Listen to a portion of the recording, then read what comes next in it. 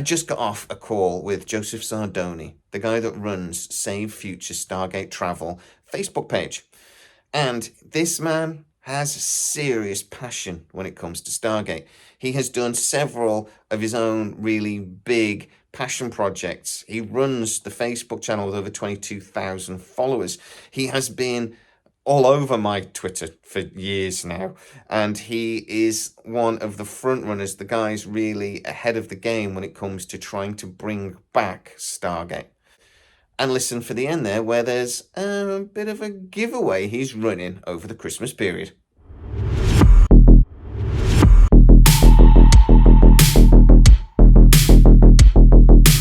So, as you know, Save Future Stargate Travel has been around for like 12 years now. How long have you been doing this?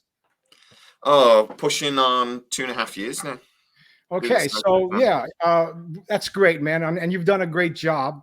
And I just wanted to just touch on a couple of things. Like our page has like really been on the front lines of everything that has to do with bringing back Stargate. I mean, you talk about petitions, you talk about mail-ins, you talk about write-ins, and you name it. The Twitter storm.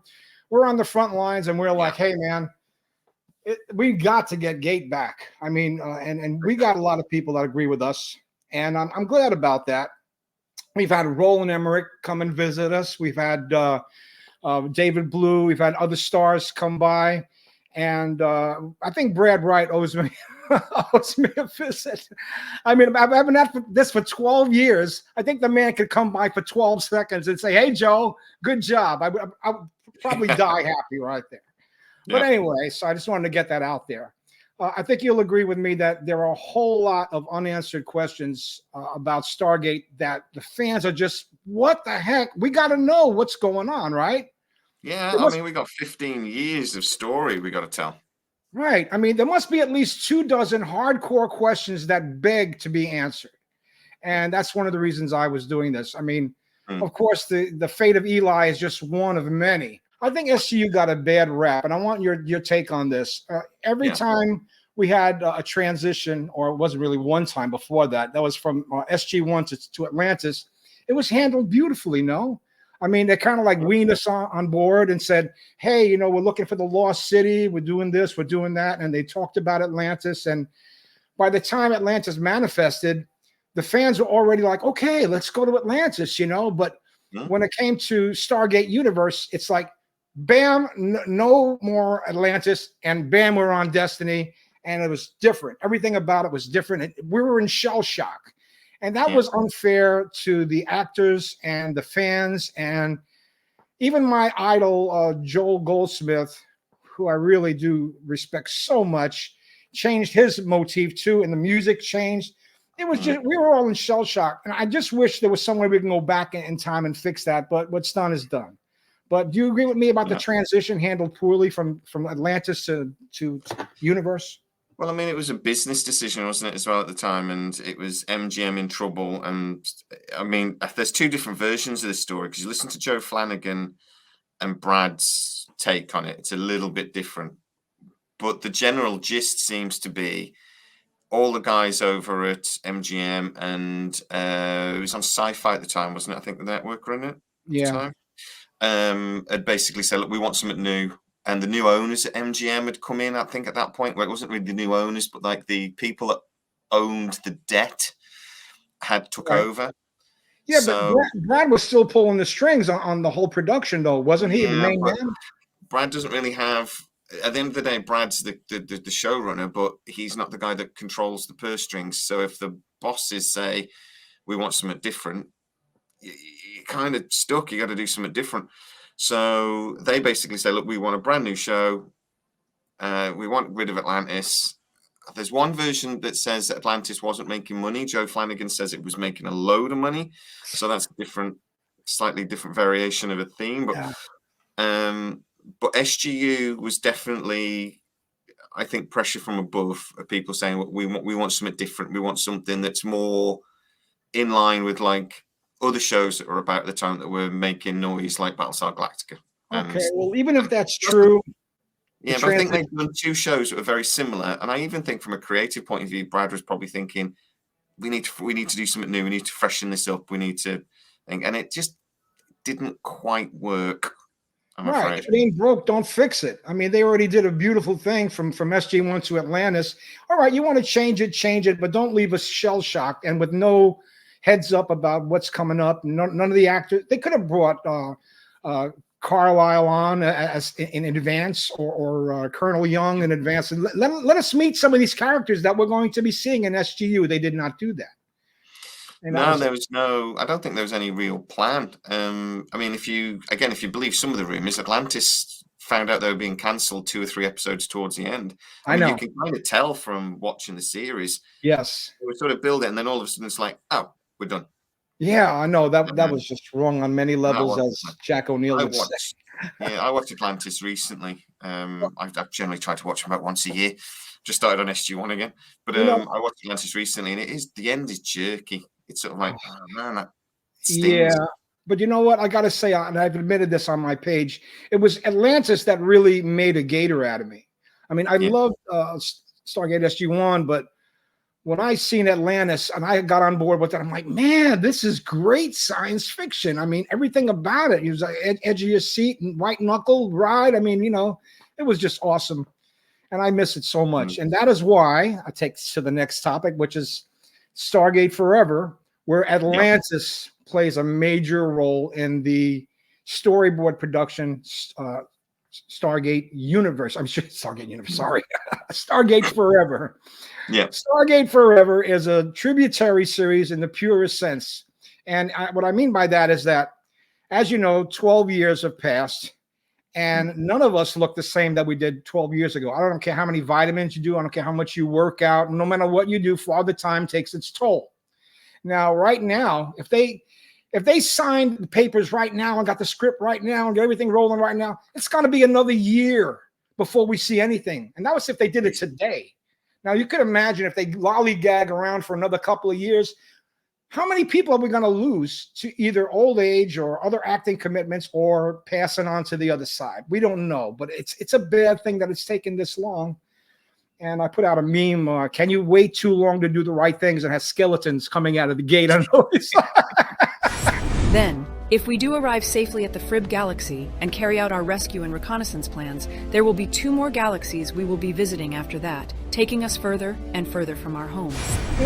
They could probably do something like what I've done here with Stargate Forever and use AI to gussy up the actors a little bit, make them look a little younger. I mean, you can do a lot now with AI and with all types of video enhancement.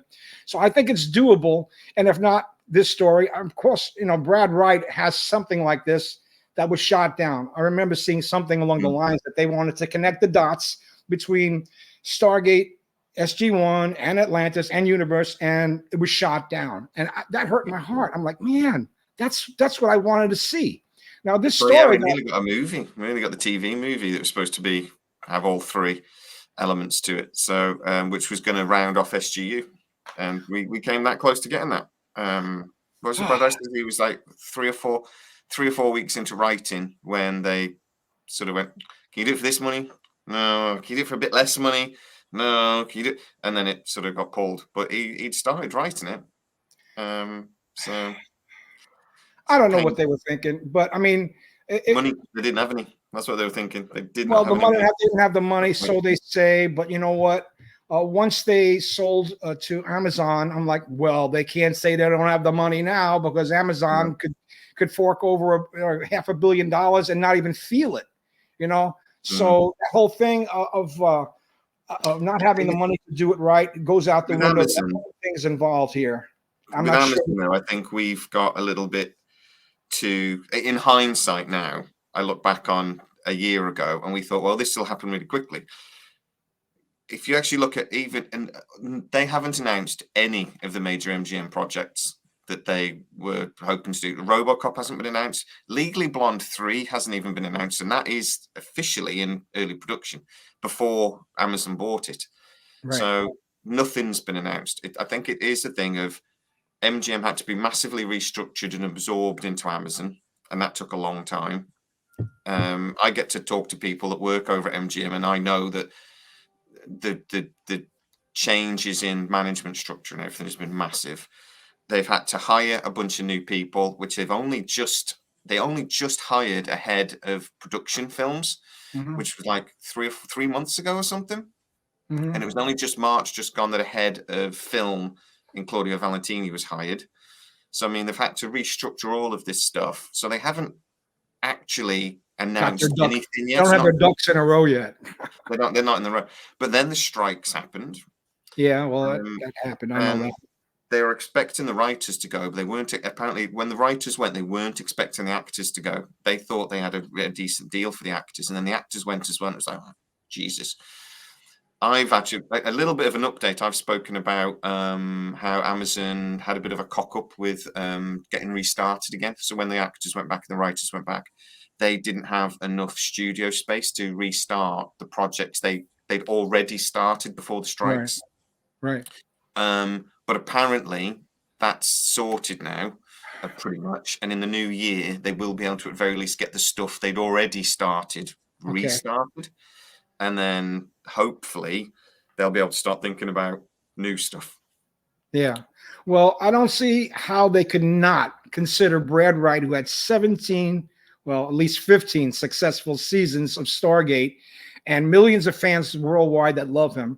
I don't know who at the top is saying, I don't think he's right for the job. Who in the world would think like that? Jennifer Salke and it's a business Andy Jazzy, if you're listening, Brad Wright is your man. If not him, Roland Emmerich.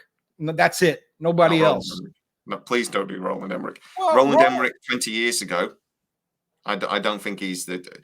I don't think he's done anything. His last two or three projects have not been for me. Well, no, but you got to remember that if it wasn't for Roland Emmerich and Dean Devlin, there would be no Stargate. So at my page and in my point of view, they are royalty, because without them, they would never have been a Stargate. And I think, he could probably do something good with it if not something great. I don't think he would drop the ball on that one. At the end of the day, I suppose Roland Emmerich is visually, Roland Emmerich still does amazing things. So, yes. And I mean, if you brought him with Dean Devlin, who I still think he's a brilliant writer. So maybe as a team, but yeah.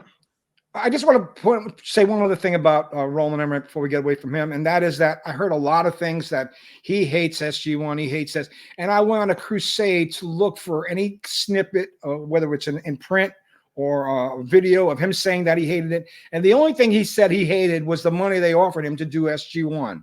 That was it. He never said he hated the series. That was never true as far as I know. Yeah, right. But a lot of people, that was a rumor that went around that Roland Emmerich hates Stargate SG-1. He doesn't. He probably adores it. I think that came from the Brad Wright sort of like offered a handout, and he said, "Well, could we collaborate on how I'm going to restart this?" And Roland sort of went, "No, I've got other stuff. I've done this. I've done Stargate. I'm going to move on now." But I don't think that was I hate SG-1. It was more. It wasn't. It was his baby. He wasn't going to hate on it. Yeah. All right. So getting back to Stargate I'm trying to rush ahead because I know you have to leave for work soon. So I'm going to. I want to say that I put a lot of hours into creating Stargate Forever. I mean, it near killed me. I made sacrifices. It started out as just something that was kind of cool, and then I got more serious. By the second installment, I was all in, and by the third one, I said I got to do something that really represents. And I think I know you listened to it. Did you see it also? Yeah, no, I watched it. Yeah. Okay, cool. Well, what did you think? You can be honest. If you didn't like it, I could take it. No, I loved it. I mean, the main thing is, like you said about how it nearly killed you, I can see why. I do a bit of editing myself, and that must have took you forever. I thought it was awesome. And it's all one of those things. It's just keeping and I will add links to it in the description. Please so do. You guys can go and check it out yourselves. And I could tell your viewers up front, if you watch the first one and you don't like it, you could probably stop right there. Even though it does get better, if it's not your thing, you're expecting to see like cool explosions and the real actors. No, it's not that. Okay. The only AI that was done was for the voices, and everything else was hand animated, hand pasted, and the script is 100% totally me. It was a one-man project done with $0 budget. So, and I think I came up with something. The real reason I did it was once I found out that Amazon turned down Brad, I'm like, we're not getting Stargate. This is what we should have had, 10 years ago. And I went ahead, and then I had to like rewrite it a little bit because the story that I wrote for 10 years ago didn't really apply anymore. You know, like Mm. Todd had been locked up for now a dozen years, and that's mentioned in the series. And now he's kind of like one of us now. He's an Earthling now, and people love Todd, and people love to know what the heck happened to Atlantis. It's certainly not in San Francisco Bay anymore. What happened to it? We kind of touch on that. So the Really reviews. cool project. Anything that keeps Stargate and the love for Stargate going, I'm on board with. And the Thank love you. for Stargate screams through your project. Thank So, you. I mean, Tell Darren Sumner that of Gate World, because I contacted him a couple of times. Oh, I haven't got around to look at it yet. Okay. And then a couple of months went by, get to the second one. Oh no, I'm gonna get to it. And I just, I don't think he wants to like touch on fan fiction. Or maybe he just doesn't like me. That could be possible, because I kind of like bugged him to be part of the Twitter storm. And he got mad at me at that, and that's cool. But they don't like getting involved in things like that. yeah, well, I can understand that, but this is something slightly different because, see, I have a unique set of skills. I won a scholarship for creative writing, and I also I've been a lifelong musician, so I was able to actually enhance some of Joel Goldsmith's music and include some original scores. I've been involved in video editing now for a couple of years because my daughter is going to be putting out a country video soon, and so I had to like sharpen my video skills. And then I've done some animation too, which I was really proud of the super bad guy's hand behind the tree, which was like really cool to do. The super. Should I say the name of the super bad guys, or should I let them find out? You can do whatever you want, Joe. Oh, thank you. The more two. See you in a wee bit, lad. I'm headed for the med lab to make sure all is secure for the jump. See ya. They are called the Mortu. They are super bad guys, man. I mean, like just when you think you got away from the drones and you're aboard Destiny and you think everything's gonna be cool when you wake up, it's not. And that's all I'm gonna say about that. But yeah, the reviews have been so kind. I mean, if you go before you even watch to your viewers, before you even watch the first one, just read a little bit through and see, because you can lose patience really easy on something like that. Oh, that's what this, I don't want to see. No, give it a chance. With just a little bit of imagination, you will feel like you're watching the Stargate that we should have had 10 years ago. That was my intent when I created it. And I did it more along the lines just so I could watch it. And then when I did, I said, you know what? I think a lot of people would like this, And so the super bad guys are cool, and Todd is cool. And the whole series turned out to be really good. And I really don't want to do another one. But if we're here 1 year from now and we still haven't got a solid word on when the new Stargate is coming out, I'll have to do an episode too. And we can find out. If we haven't got something by this time next year, I would put it down to we ain't getting anything for years. So yeah, do it.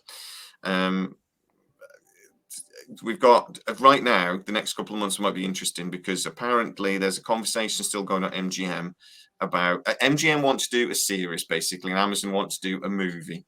And Amazon have been listening to MGM, and there were discussions a couple of months ago, but we don't know what the answer was to the discussions. So MGM went. So basically, Amazon went, okay, you keep arguing about a series. What's the argument? Tell me. And they listened, but I don't know what the answer was to the meeting, sort of thing. I only know the meeting happened. MGM puts its development list out in the end of January, early February. So if they won the argument and we're going to get a series before the movie, it'll be on that list. If it isn't on that list, then it'll be a movie, in which case it'll be, I'm being told, possibly the summer until we get an announcement. It'll be San Diego Comic-Con next year. That's really, and it'll be a movie. All that time, man. That is a long time. We've already waited so long. We're going to wait till the summer. Another 7 months. It'll be June next year. That means we're looking at 2025. Best case, if you say it's a movie, probably early 2026 now. I mean, oh god! Apparently, the San Diego Comic-Con 2023 plan was for a movie that was supposed to start. It was going to be announced in June. It was supposed to start filming late summer. And then it would basically, from filming takes about 18 months. So the idea was for spring 2025. That's basically been pushed back a year. So it'll be spring, summer 2026 if they do a movie. That's just too much. Yeah. I don't know if I can handle it. Anyway, No. this little storybook series that I created helps me deal with it. And I want to let your viewers know that 1 week from tomorrow, next Saturday night at 8 p.m. Eastern Standard Time, we're going to have a little contest, and I'm going to give away one of these shirts or $35 because we're worldwide now. We got people from all over the world logging into Save Future Stargate Travel, and the last time I had to ship one of these overseas, it was ridiculous. It was like $70 to ship a T-shirt. I'm like, I ain't doing that. That's crazy. So you'll either win one of these T-shirts, and if the shipping is reasonable, or $35 through PayPal. So I wanted to get that out there. And I also wanted to ask you, did you see your name in the credits at the end of No. What? At the end of the series? I probably didn't watch the credits, if I'm honest. Oh, you're there. I mean, we got quite a long video, Joe. I mean, I might have zoned out at the credits. I know. I told you if I hit the Powerball, I'll go to MJ and say, look, I'll fund this, and I want Brad to run with it. Okay. Yeah. So since I'm paying for it, you let Brad run it, and you just stay out of it and let him do it. And Brad has his allies at MGM, so it's not impossible. I mean, it was my channel that dropped first that he wasn't going to be involved. So, you know, I got blamed for that quite a lot. How'd you get blamed all for sorts that? of names. You also? How'd you get blamed for that? I don't know. Some people seem to want to blame the messenger. He's a liar. He's making stuff up. There's no way they wouldn't go with Brad a year later. Told you. But anyway, but he has got friends at MGM. People like Mike Wright, head of MGM Plus. I hope they stand their ground and say, look, anybody else other than him, or Roland, you shouldn't even consider. You got somebody else that you're running with, you better think twice, because the fans probably aren't going to like it unless it's spectacular and connects all the dots that we're familiar with. Oh, Joe, thank you so much, bud, for popping on and all the work you do. And actually, your channel, I say your YouTube channel, and your Facebook channel has supported Sidetrack as well more than once. So I thank you for that as well. We have, and this will go on there. Like as soon as you release it, it's going to go on there. So thank you very much. Thank you very much. Right, Joe. Merry Christmas, Happy New Year, and to all my Gator friends. God bless you all. Merry Christmas and Happy New Year, and keep the faith. We're going to get this done somehow. Happy holidays, Joe. Adios, my friend.